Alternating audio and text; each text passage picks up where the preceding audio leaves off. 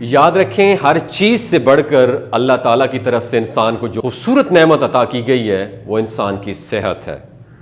ہم میں سے بہت سے لوگ صرف اس وقت صحت کے متعلق سوچتے ہیں جب وہ بیمار ہو جاتے ہیں، پھر اس کا احساس ہمیں ایک دھچکا دیتا ہے کہ صحت کے بنا انسان کچھ بھی نہیں۔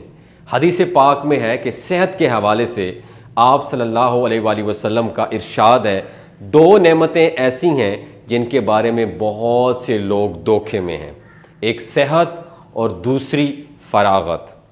صحت زندگی کا ایک عظیم تحفہ ہے، لیکن بہت سارے لوگ اس نعمت سے بالکل غافل ہیں۔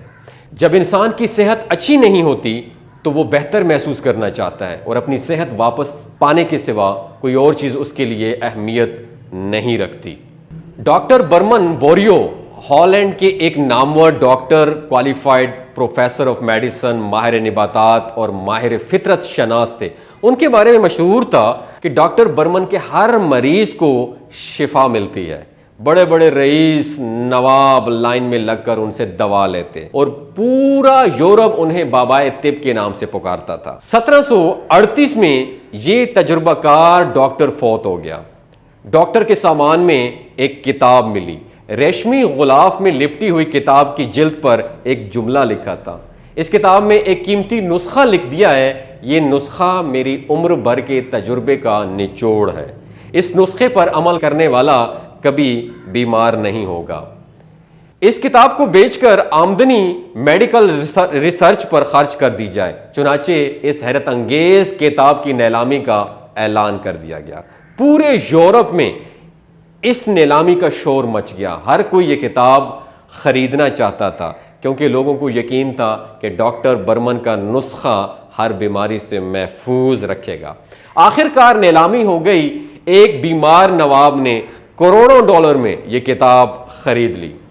اس نے کتاب کا پہلا صفحہ دیکھا تو وہ بالکل خالی تھا، پھر وہ صفحے پہ صفحہ پلٹتا گیا اور اس کی پریشانی بڑھتی گئی کیونکہ کتاب میں ایک لفظ بھی نہیں لکھا تھا۔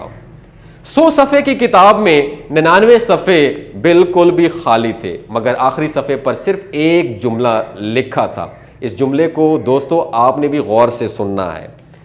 کروڑوں ڈالرز میں صرف ایک جملہ، وہی جملہ ڈاکٹر برمن کا قیمتی نسخہ تھا۔ کتاب میں لکھا تھا، آپ نے غور سے سننا ہے، اپنا سر ٹھنڈا اور اپنے پاؤں گرم رکھو، کبھی بیمار نہیں پڑو گے۔ یہ وہ جملہ تھا۔ بیمار رئیس ڈاکٹر کا نسخہ پڑھ کر اش اش کر اٹھا۔ اس نے روزانہ کئی میل پیدل چلنا شروع کر دیا اور اپنی ساری پریشانیوں کو جھٹک کر خوش رہنے لگا۔ وہ رئیس جب تک زندہ رہا صرف ایک جملہ ہی کہتا رہا کہ کتاب سستی خرید لی ہے۔